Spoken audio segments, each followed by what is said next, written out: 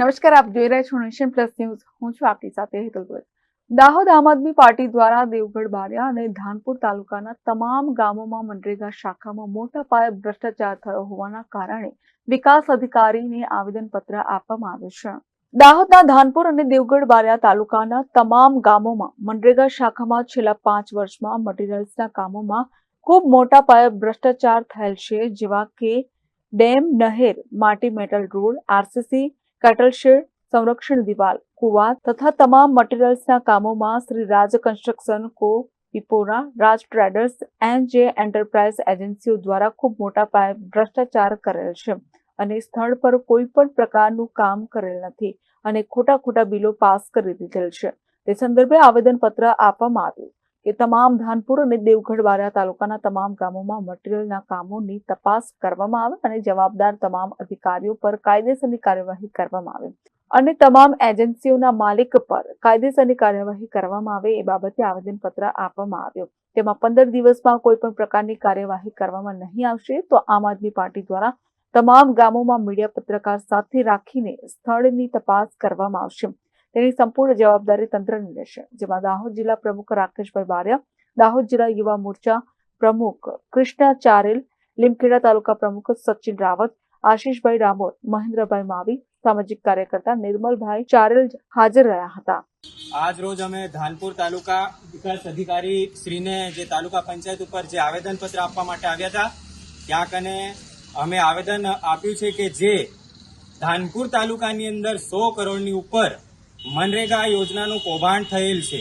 જેના અમારી જોડે સાક્ષી પુરાવા છે અને જે અહીંયા જે મંત્રી શ્રી છે બચુભાઈ ખાબડ, એમના જે પુત્રો છે,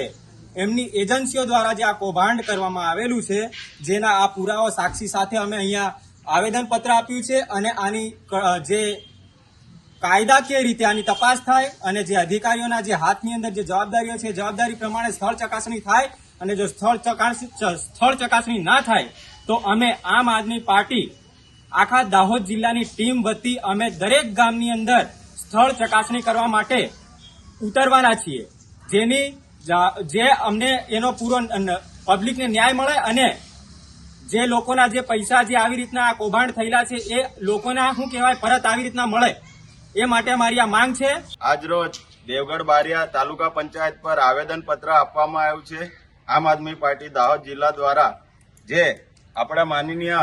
મંત્રી શ્રી બચુભાઈ ખાબડ સાહેબના પુત્રના દ્વારા એજન્સી ત્રણ એજન્સીના નામે એજન્સી દ્વારા આપેલી જે કોન્ટ્રાક્ટ બેચ છે, એમાં મનરેગા યોજનાની અંદર 100 કરોડથી ઉપર ભ્રષ્ટાચાર થયો છે. એટલે આજે અમે લોકોએ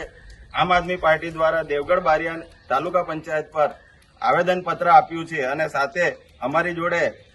બધા પુરાવા છે. દરેક જગ્યા પર ભ્રષ્ટાચાર થયેલો છે, દરેક રોડ રસ્તા દરેક જગ્યા પર આ કન્ટ્રાક્શને ભ્રષ્ટાચાર કરેલો છે.